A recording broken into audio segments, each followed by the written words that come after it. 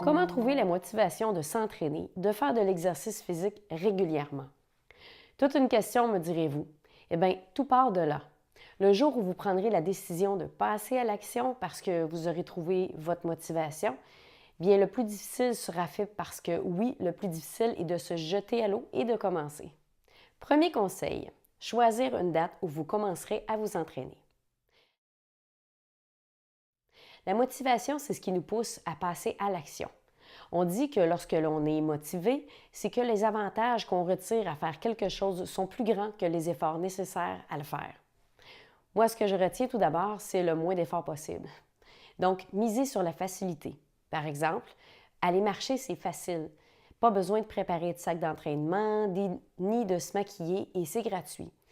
Donc, pour ce qui est des avantages, vous devez trouver ceux qui vous motivent le plus. Voici une liste de motivations qui pourrait vous encourager à faire régulièrement de l'exercice physique. Donc, l'exercice physique augmente l'efficacité de l'insuline, permet un meilleur contrôle du diabète, diminue la résistance à l'insuline, diminue les risques de complications à long terme de 25 à 40 améliore l'apparence physique pour s'aimer davantage et être bien dans sa peau, diminue le stress, l'angoisse, augmente l'habilité et la force du corps, augmente la performance au travail, plus concentré, permet de conserver une bonne santé plus longtemps pour profiter de la vie avec ceux que l'on aime, permet de sortir de la maison, de faire des rencontres et procure du plaisir. Maintenant, voici d'autres bienfaits liés à l'exercice physique et vous allez voir, il y en a beaucoup. Donc, augmente le niveau d'énergie générale, améliore la posture et l'équilibre, améliore le sommeil, améliore le teint de la peau, a un effet anti-vieillissement, prévient la constipation et le rhume, prévient l'obésité qui est très présente chez les diabétiques, réduit les risques de crise cardiaque, d'ostéoporose, de certains cancers et de la maladie d'Alzheimer, stimule la circulation sanguine, un autre problème qui peut arriver souvent chez les diabétiques, maintient du tonus musculaire, renforce les os, les muscles et les articulations, évite les maux de dos dus à la sédentarité, aide à passer à travers la dépression, augmente le désir sexuel, renforce le système immunitaire, diminue les varices, améliore l'humeur, diminue la tension artérielle, et etc. Parce que oui, il y en a encore d'autres. On dit aussi que la motivation est plus grande lorsque l'on a du plaisir. Trouvez donc une activité physique pour laquelle vous éprouvez du plaisir. Si vous aimez l'eau, allez-y pour de l'aquaforme en groupe. Si vous aimez danser, choisissez des cours de Zumba.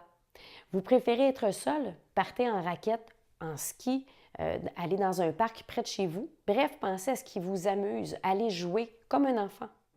Quand vous aurez sélectionné une activité qui semble intéressante, inscrivez-vous et entrez dans votre agenda ou votre calendrier toutes les plages prévues pour la session.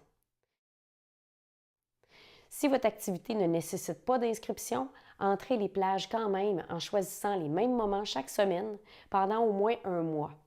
Voyez ensuite si vous désirez continuer ou si vous préférez changer d'activité. Se fixer des objectifs peut aussi contribuer à maintenir votre motivation. Il semblerait que ça a un très fort impact de persévérance. Les objectifs doivent être fixés dès que vous avez choisi votre activité. Elles doivent être réalistes et mesurables. Par exemple, je veux essayer une nouvelle activité de groupe 2 fois par semaine pendant une session au complet.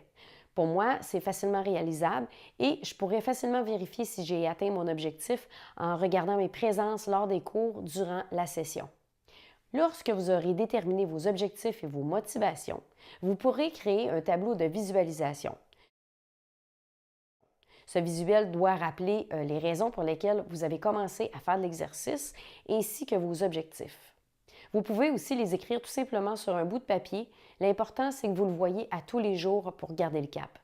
Voici d'autres petites astuces pour augmenter la motivation. Observez votre glycémie avant et après votre activité physique. Vous verrez l'impact par vous-même. Utilisez un podomètre, classique ou sous forme de montre, et donnez-vous des objectifs à atteindre. Informez-vous de l'horaire et des endroits où se donnent des activités communautaires dans votre région.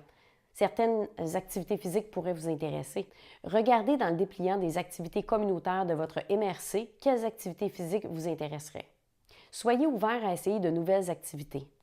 anticiper les obstacles à la réalisation des objectifs et trouver les solutions pour y remédier.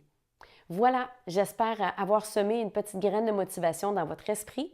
Si vous avez d'autres idées qui ont déjà fonctionné pour vous, s'il vous plaît, partagez-les dans les commentaires sous la vidéo. Merci!